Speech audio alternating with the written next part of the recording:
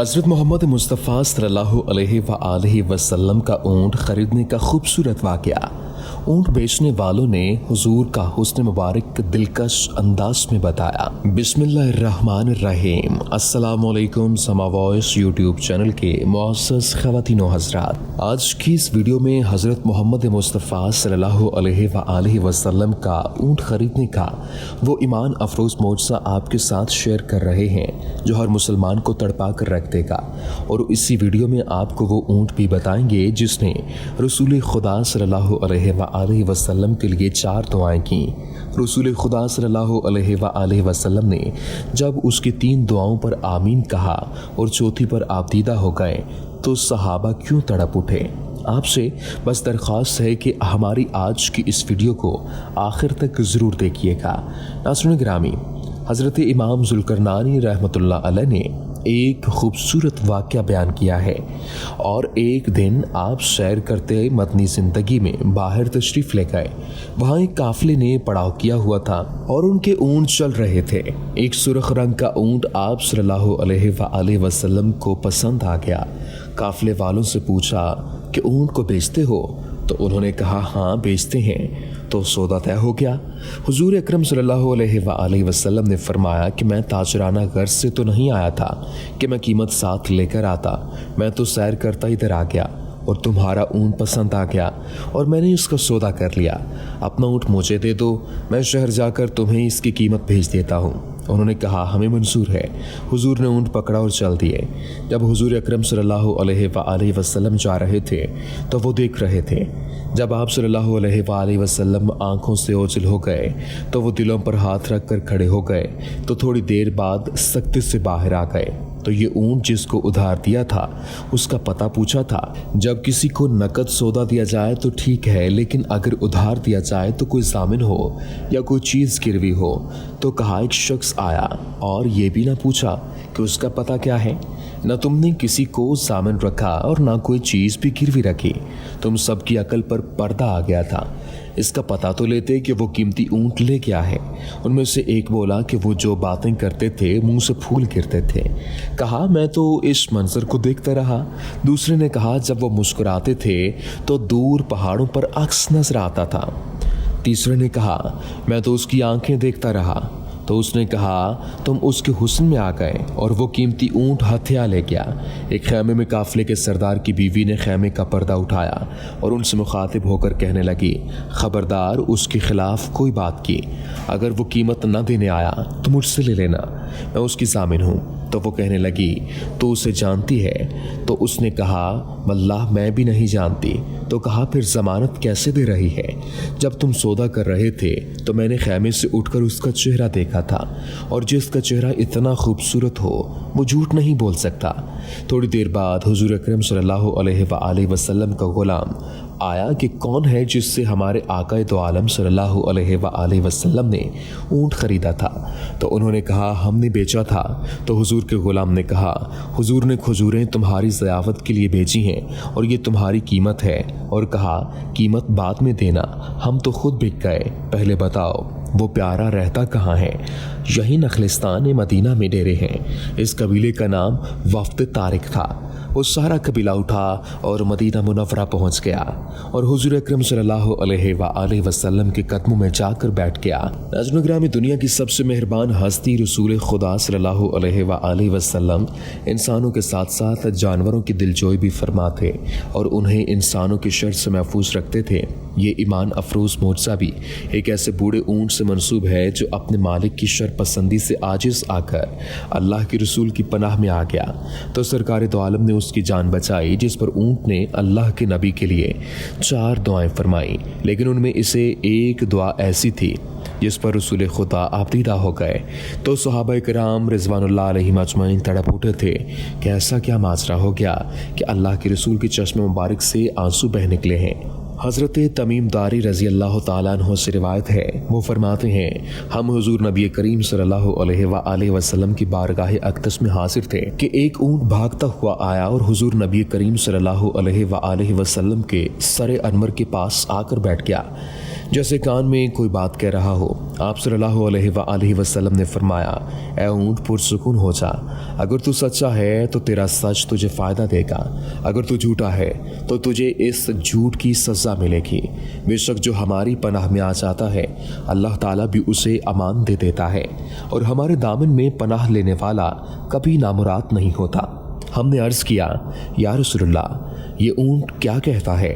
آپ صلی اللہ علیہ وآلہ وسلم نے فرمایا، اس اونٹ کے مالکوں نے اسے ذبح کر کے اس کا گوشت کھانے کا ارادہ کر لیا تھا، سو یہ ان کے پاس سے بھاگ آیا ہے، اور اس نے تمہارے نبی صلی اللہ علیہ وآلہ وسلم کی بارگاہ میں استغاثہ کیا ہے۔ ہم ابھی باہم اسی گفتگو میں مشغول تھے کہ اس اونٹ کے مالک بھاگتے ہوئے آئے۔ جب اونٹ نے ان کو آتے دیکھا تو وہ دوبارہ حضور نبی کریم صلی اللہ علیہ وآلہ وسلم کے سارے مبارک کے قریب ہو گیا، اور آپ صلی اللہ علیہ وآلہ وسلم کے پیچھے چھپنے لگا۔ ان مالکوں نے عرض کیا، یا رسول اللہ صلی اللہ علیہ وآلہ وسلم، ہمارا یہ اونٹ 3 دن سے ہمارے پاس سے بھاگا ہوا ہے، اور آج یہ ہمیں آپ کی خدمت میں ملا ہے۔ اس پر آپ صلی اللہ علیہ وآلہ وسلم نے فرمایا، یہ میرے سامنے شکایت کر رہا ہے، اور یہ شکایت بہت ہی بری ہے۔ انہوں نے عرض کیا، یا رسول اللہ، یہ کیا کہہ رہا ہے؟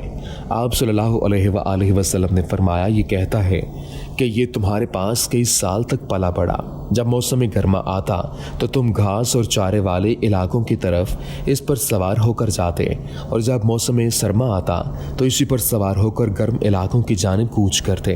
پھر جب اس کی عمر زیادہ ہو گئی تو تم نے اسے اپنی اونٹنیوں میں افزائش نسل کے لیے چھوڑ دیا۔ اللہ تعالیٰ نے تمہیں اس سے کئی صحت مند اونٹ عطا کیے۔ اب جب کہ یہ اس خستہ حالی کی عمر کو پہنچ گیا ہے تو تم نے اسے ذبح کر کے اس کا گوشت کھا لینے کا منصوبہ بنا لیا۔ انہوں نے عرض کیا، خدا کی قسم یا رسول اللہ، یہ بات منوان اسی طرح ہے جیسے آپ نے بیان فرمائی۔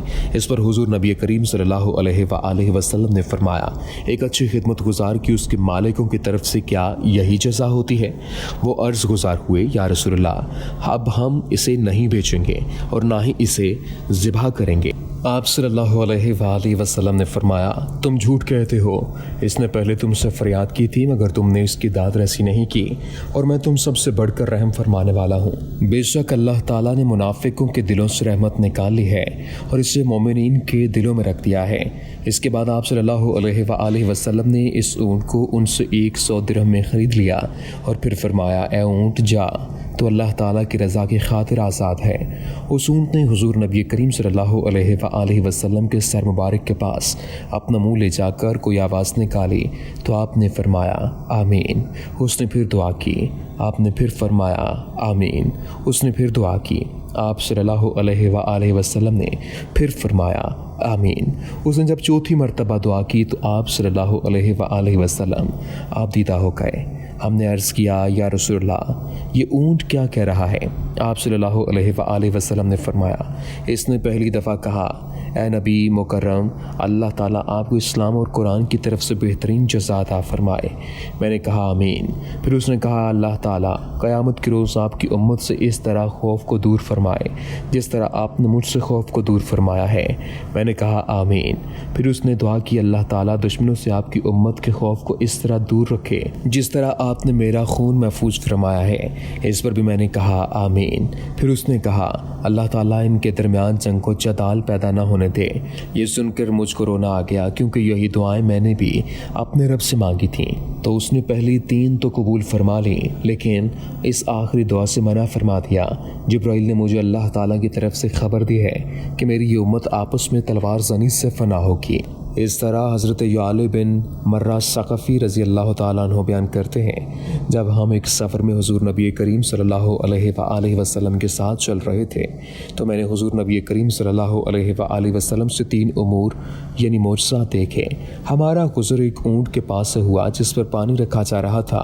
اس اونٹ نے جب حضور نبی کریم صلی اللہ علیہ وآلہ وسلم کو دیکھا تو وہ بلبلانے لگا اور اپنی گردن ازراہ تعظیم آپ صلی اللہ علیہ وآلہ وسلم کے سامنے جھکا دی۔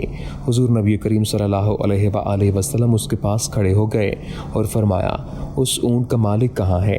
اس کا مالک حاضر ہوا تو آپ صلی اللہ علیہ وآلہ وسلم نے اس سے پوچھا، یہ اونٹ مجھے بیچتے ہو؟ اس نے عرض کیا نہیں حضور، بلکہ یہ آپ کے لیے تحفہ ہے۔ آپ صلی اللہ علیہ وآلہ وسلم نے فرمایا نہیں بلکہ اسے مجھے بیچ دو۔ اس نے دوبارہ عرض کیا نہیں بلکہ یہ آپ کے لیے تحفہ ہے، اور بے شک یہ ایسے گھرانے کی ملکیت ہے کہ جن کا ذریعہ معاش اس کے علاوہ اور کچھ نہیں۔ آپ صلی اللہ علیہ وآلہ وسلم نے فرمایا اب تمہارے ذہن میں یہ بات آئی ہے کہ اس اونٹ نے ایسا کیوں کیا ہے؟